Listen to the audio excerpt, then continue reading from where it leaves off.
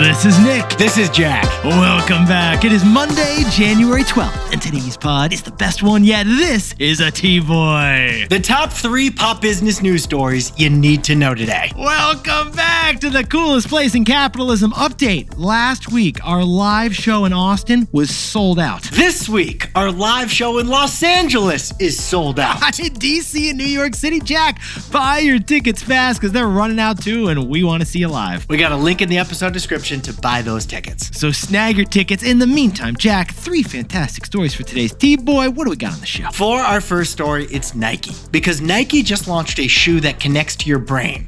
Literally. But it's already sold out because this is a Paul Revere product. For our second story, Mark Zuckerberg just announced 2 nuclear power deals that caused the stocks of those nuclear companies to jump by 18%. Because Meta's building one data center that needs the electricity of 5 Vermonts. And our third and final story. Happy birthday to New York City's congestion pricing scheme. You're looking great over there. It launched 1 year ago. Was it fantastic or has it been a disaster? Jack and I just got the data, so we will dive in T-Boy style. But Yetis, before we hit that wonderful mix of stories, I mean, now that's how you start a week. No one else is starting the week like that, Jack. I will start exercising every day and do it every day this year except leg day. Jack, I will stop consuming alcohol except for mouthwash with, I think it includes alcohol. I will start a journaling routine and a meditation routine and run a marathon and a half marathon and go gluten-free and test out not having dairy. Combined. Besties, if you're feeling a New Year's peer pressure, we have a resolution idea that won't fail you. Because our New Year's resolution only lasts this month. It's called Planuary. Planuary. Basically, you plan all your trips and travel for the whole year in just the month of January. All right, I just finished Planuary. In April, I'm flying with the family to Florida. In June, I'm finally doing my honeymoon there we go. in Italy. And in August, we're doing a family vacation in Block Island. And in November, I'm going back to New York City for a weekend. Well, Jack, we are planning a trip to Italy too in August. But I think if we go at the same time, it's a write-off, right? Yeah. Yes. So you should come in June, I guess. Besties, all of this travel booking, it was a doozy on the January credit card statements, wasn't it, Jack? No joke. I actually hit my limit on my credit card, something I've never done before, because I bought 4 trips in 1 month. Jack, I thought we learned in calculus the limit does not exist. Yes, it very much does, baby. You flunked finance class. Besties, it feels fantastic to have the full year planned thanks to Planuary. And we got good rates for airfare because we booked so early. Because you can't build without a plan. Never forget our favorite quote from Yogi Berra. If you don't know where you're going, you'll end up someplace else. Perfectly said, Jack. Although now that I have kids, I end up someplace else even if I know where I'm going. And yet, if Planuary is not your back, try our other resolution. Pie January. Pie January. It's like dry January, but instead of no alcohol, it's only pie. If you know, you know. Happy Planuary to all those who celebrate. Jack, what's it up for? 15 years before this song, 2 boys from the Northeast met in the dorm. They had an idea that caused a cultural storm. It's the best one yet, but the best is the norm. Jack, Nick, that's it. I don't even think they need to practice. 50%, that's a fat tip. T-Boy City on your at list. If you know, you know, cause we ready to go. We can't wait no more, so just start the show. Start the show.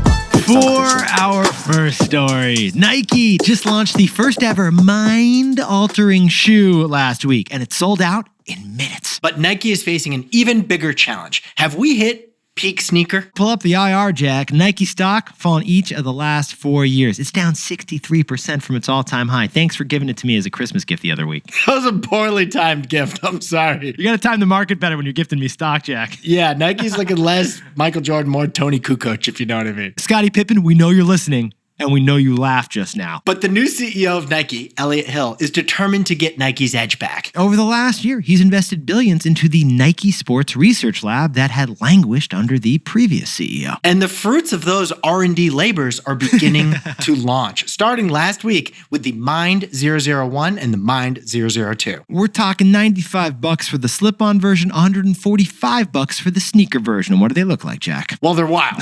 They look like Crocs, but with 22 tiny tiny little balls on the sole. Those balls are 22 nodes on the soles that, as they put it, move in a piston-like rhythm to activate key pressure point areas connected to sensory regions of the brain. Translation, a mind-altering shoe. So yeah, it sold out in minutes. And the purpose, well, as the PhDs put it, scientifically activate your brain through foot pressure points so that you feel present. 22 strategic little masseuses under each foot, pushing your feet on each step. Sounds pretty amazing, actually. That's how we see it. The early reviews, by the way, in case you're curious, they didn't change the wearer's brain, did they, Jack? No, but they made the wearer's steps feel more intentional. Yes. I'm into that. I want to try these out. Tony Kukoc, if you're listening, you may want to try them out. So it is a big year for Nike. You got the Olympics, you got the World Cup, and they're kicking off the year with mind-altering sneaker launch. But it's also super tough timing for Nike right now, because here's the big question. Have we hit peak sneaker? Have we hit peak sneak? Nike stock was downgraded last week, and so was its rival, Adidas. And the reason? Well, Bank of America analysts say that the end of the 20-year casual cycle has happened. Basically, we've reached the pinnacle of chill. Now we're past the pinnacle of chill. Yeah, you're right. These investment bankers said that since 2006, we have gone more casual as a society when it comes to our clothing. Slacks are out, leggings are in, but that's ending. The era of sneakers at work is over. And we know this because I've seen Jack's closet, right, Jack? When Nick and I launched our Full Hustle media company, it was the summer of 2008, all I wore to work every day was stretchy pants. Jack would begin every business meeting like, you got to feel these khakis. They were Lululemon ABC pants, and they were stretchy, they were comfortable, they were casual, but they were good enough for work. You bought 8 of them that summer, if I remember correctly, Jack. How many have you bought, though, in the last year or two? None. None. So I'm a data point in this investment bank. And yeah, I haven't bought as many sneakers either. We may be past peak sneak. So besties, Nike investors aren't just worried about competition from On, Asics, and Hoka, right? Nike investors are worried that you might not buy sneakers like you used to. Bank of America is saying, hey, loafers, monk straps, chukkas, those are the shoes making a comeback right now. I don't know about chukkas, Nick. Can't go wrong with a good desert boot, Jack. But this investment bank warning reveals the real value of Nike's mind-altering sneakers. It's not about the sneakers. It's about our takeaway. So, Jack, what's the takeaway for our buddies over at Nike? This is a shock and awe campaign. It's not about sales, it's about the signal. Yetis, Nike's mind-altering shoes sold out, but it will never be a big source of their revenue, in our opinion. Sometimes it's not about what the product sells, it's about what the product signals. And this shoe signals that Nike is really about mindfulness, longevity, health, and innovation. It shows that while other brands return to nostalgia, which is easy, Nike is pivoting to novelty with big R&D. At the same time, Nike just unveiled their winter coat that inflates when you need it to be warm. Team USA's wearing them next month in the Olympics. You push a button and it inflates with air to provide extra insulation. That's wild. Jack, add it all up, a mind-altering shoe and a self-puffing jacket? It's a shock and awe campaign that would make Donald Rumsfeld proud. The sneaker competition is shocked and consumers are awed. For our second story, Zuck just issued a Meta press release that said the words nuclear power 40 times. Tech companies are now nuclear companies, but to what end? Now, Yetis, since half of you have watched Chernobyl on HBO, That was such a good show. definitely sprinkle on some context for you. Meta is not building nuclear power plants, and they are not investing in power plants either. But on Friday, they promised to buy nuclear electricity if those nuclear power plants get built by someone else. And that is actually huge. Meta just promised to splurge on nuclear juice for 20 years from nuclear plants in Ohio and Pennsylvania. And with a blue chip financial commitment like that, investors will happily provide money to 2 startups to build next-generation nuclear power plants in Ohio and Pennsylvania. And those companies, they are Vistra and Oklo, whose stocks rose over 18% on Friday.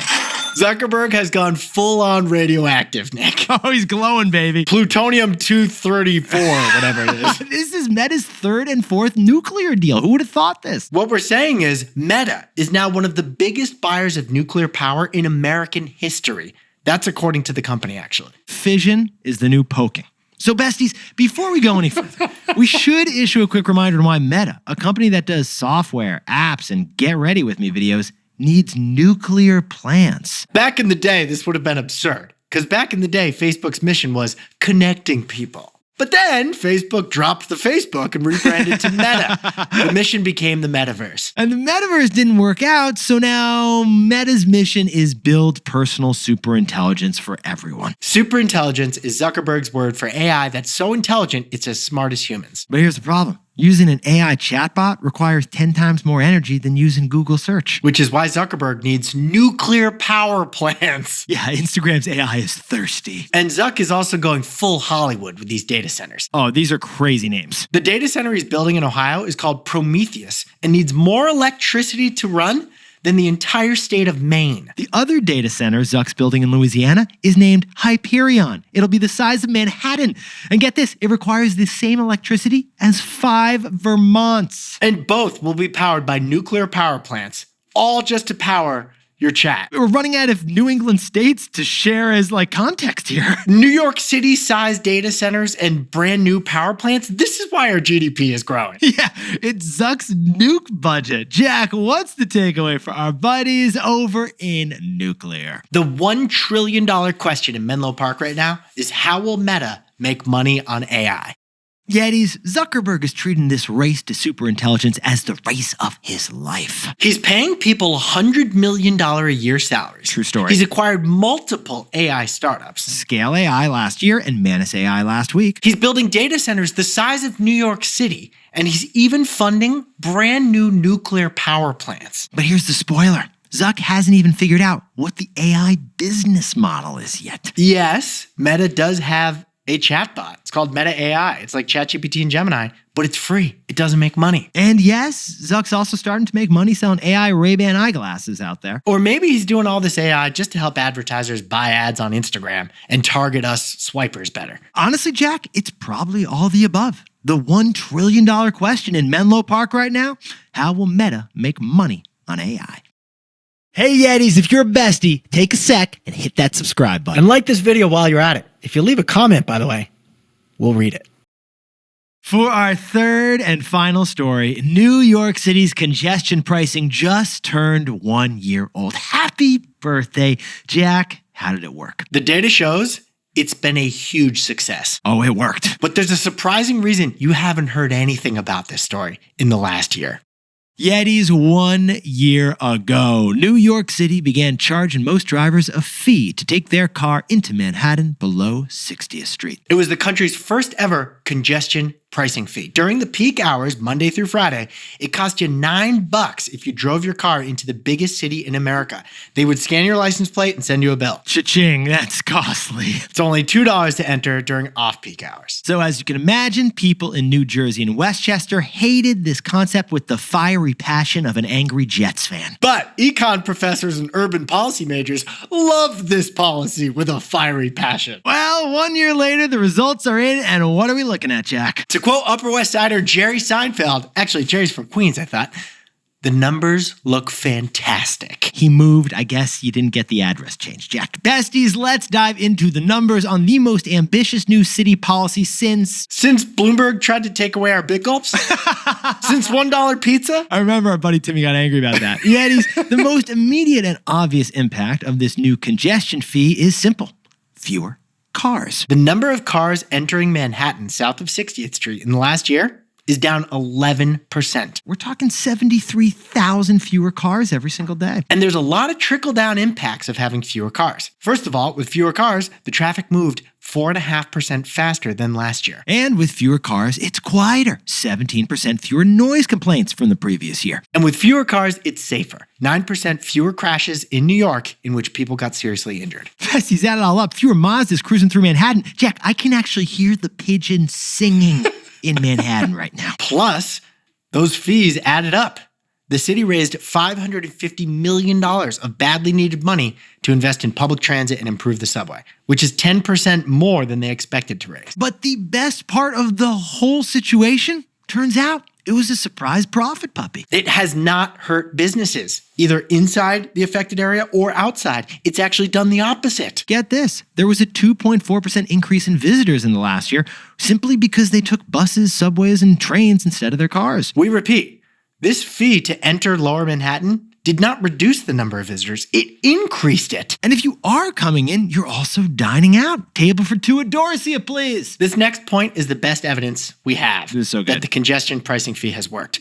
Reservations on Open Table in Manhattan south of 60th Street is up in the past year, despite the new existence of this congestion fee. Businesses were vocal opponents of this congestion fee, but those complaints appear to have stopped. But not all critics have become converts. Good point, Jack. Like some people just don't visit New York anymore like they used to. Because it costs $9 in and $9 out every time they do. Others who do come in have to pay that $9, which is really expensive. Every new policy has winners and losers. But net, on its one-year birthday, the New York City congestion fee is clearly a huge win. So, Jack, what's the takeaway for our buddies who can now hear those pigeons singing? We click on bad news, not good news. That's why you haven't heard anything about this story. That's the bad news bias. Yetis, a lack of coverage about this economic success story. It actually reveals our bias as humans for negative news. If this New York City congestion fee had failed, you would have seen a million headlines. It would have been all over TV. People would have been all up in the comments, like celebrating the failure. But it succeeded. So you've seen no headlines until this one-year anniversary. You see, news networks know that we humans click on and stop our scroll when we see negative news, but not positive news. It's something psychological about us. So, because news is a business, newsrooms ignore the positive news around the world, and they focus on sharing the negative news with you. Positive headlines don't get as many clicks, don't make as much money, so they focus on the negative news. And there are negative consequences of that. Like, we could do a whole episode on negative news headlines. Probably be our best episode, Jack. A negative news story about negative headlines. Yeah, pretty meta. It's meta, but we should be celebrating right now what is so far a smashing success. New York City is safer, quieter, and a better place to live, work, and shop in because of the New York City congestion fee. One sec. You hear that? It's the pigeons. Jack, can you whip up the takeaways for us to kick off the week? Nike's mind-altering sneakers actually massage your pressure points as you step in them. But these Nikes ain't about sales, they're about signals. Nike's innovation is back, baby. Shock and awe products. For our second story, Meta pledged to buy all the electricity from 2 new nuclear power plants, all for their AI. But the $1 trillion question remains. Meta's got the AI apps, the data centers, and the power, but no business model yet. And our third and final story. New York City's congestion fee has been a success by every measurement. But you haven't heard about it yet because of our society's negative news bias.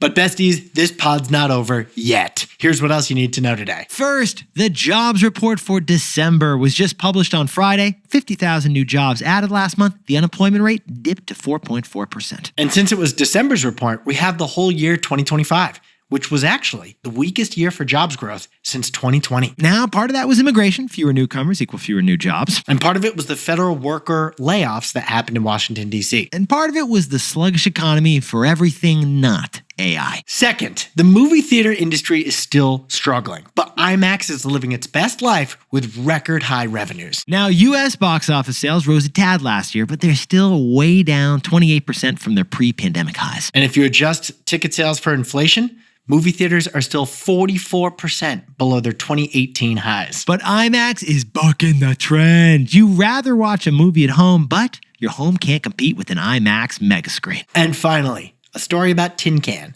The landline phone for kids we covered this fall had a major outage on Christmas Day. Okay, but this is a good problem to have. You see, so many kids got tin can landline phones for their Christmas gifts, they all plugged them in and tried them at the same time, apparently. And Tin Can couldn't handle the massive surge in traffic. So the kids' attempts to call their cousin on their Tin Can phone didn't work. They dropped. Tin Can, can you hear me now? No, we can't. But keep going, Tin Can. You got this, Tin Can. Now, time for the best fact yet, which, because it's Monday, we're kicking off with some T-Boy trivia. You ready, Jack? Yeah, I actually haven't heard this one. Okay, so here's the trivia. I prepared it for you from over the weekend. Venezuela, obviously, been in the news big time over the last week. But where does the name of the country, Venezuela, actually come from? I need a hint. Okay, the name Venezuela is connected to spaghetti and meatballs. Seriously? Yeah. Tell me more. Well, you'll hear more on tomorrow's pod when we reveal the answer. Yetis, you're looking fantastic today, especially all of you who gave us 5-star ratings on Spotify and pushed us past 10,000 ratings. Finally! There we go! Okay, now I got an assignment for the Apple listeners out there. What are you thinking, Jack? We're at 9.6 thousand reviews on Apple. If we all push right now at the same time, Pause the pod. like those fish in Finding Nemo who all push down on the net at the same time, I know what you're thinking. I think we can get to 10,000 on Apple too. Jack, I like where your mind's at. Besties, tap that 5 stars, and Jack and I, thank you, and we'll see you tomorrow.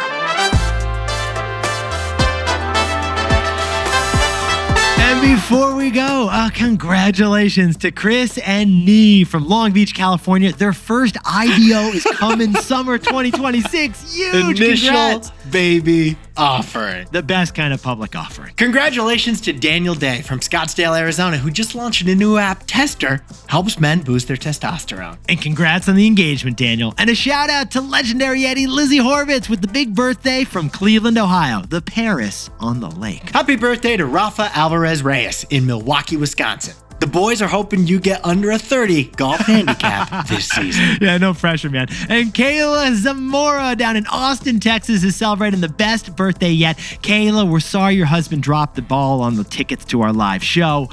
We hope to be back in Austin with you soon. And finally, happy 30th birthday to Drew Glappa in Austin, Texas. A lot of besties down there in the Lone Star State. Can't wait to see you at the after party. And to anyone else who's celebrating something today, make it a T-Boys. Celebrate the wins.